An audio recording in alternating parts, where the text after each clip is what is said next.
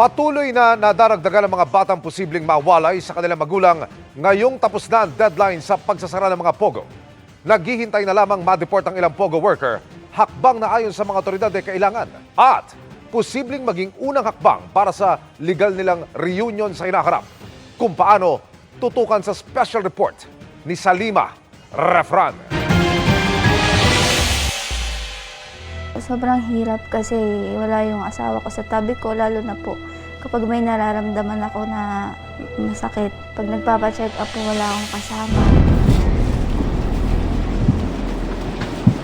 7 buwan na ang dinadala ni Chloe, hindi niya tunay na pangalan. Pero nagbabakasakali pa rin siya sa PAOK Detention Facility sa Pasay. Hindi sinusukuan ng ama ng kanyang pinagbubuntis kahit maaaring i-deport anumang oras pabalik ng China. Sana po matulungan po kami na makalabas yung asawa ko kung may chance pa. Kasama ang kanyang mister sa mga nahuli sa isang pogo raid at naharap sa umano'y immigration violations. Sa totoo lang po, hindi ko alam paano yung anak ko kasi lalaking walang tatay. Mga anak ako, wala yung tatay niya sa tabi namin. Pero higit dyan, nangangamba ang mag-asawa para sa posibleng paghusga ng lipunan sa kanilang anak. Baka bulihin po. Pag nalaman Chinese yung tatay ng bata, iniisip po nila na masama na yung tatay na pogo worker. I'm very scared because I love her. I scared she how to live, and I scared my baby don't have father, don't have me to take care of them.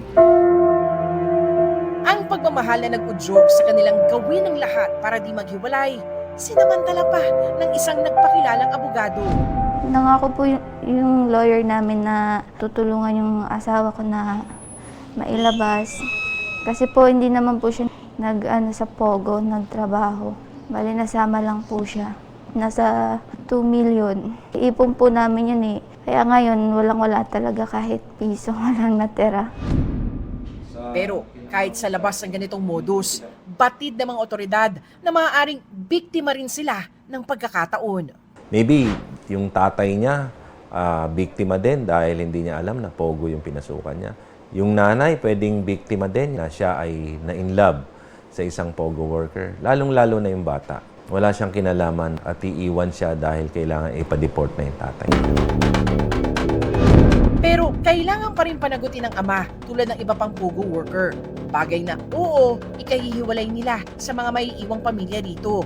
Pero maaaring unang hakbang din sa legal nilang pagsasama sa hinaharap.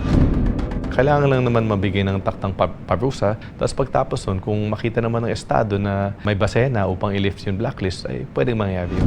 Ang blacklist lifting ay proseso ng Bureau of Immigration kung saan tatanggalin ang pangalan ng banyagang pinadeport sa blacklist o listahan ng mga pangalang hindi na makakapasok ng Pilipinas. Maaaring ipetisyon nito ng mismong dineport o ng mga mahal niya sa bansa. They can state that they have family here in the Philippines. It will still undergo verification.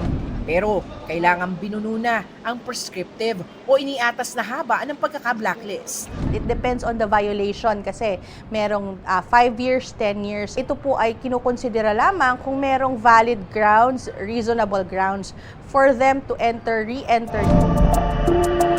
Pero habang wala pang katiyakan, umaalalay umano ang estado sa mga bata.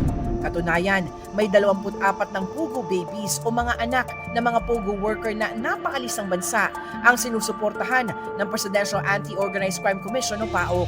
Pag lumapit sa amin yung pamilya, parang sinasabi nung nanay na pinadeport mo kasi yung tatay. Sa isang banda, obligasyon namin bilang tao na suportahan namin. Walang hiwalay na budget para dito kahit tinutulungan ng pogo babies sa kanilang panggatas, diaper, pang-ospital at iba pa. Katuwang ng PAOK ang Social Welfare Department sa ngayon. Yung mga savings namin sa operational expenses namin na minsan na sumusobra, doon kami kumukuha. Sa bawat laban, hindi nawawala ang mga biktima. Ang mga batang ito, mga collateral damage sa mas malaking madilim na industriya na nagdala ng sari-saring krimen sa bansa. At sa pagsasara ng kabanata ng mga pogo, huwag sanang makalimutan ang mga biktimang iniwan nito. Para sa GMA Integrated News, Salima Rafran, nakatutok 24 oras.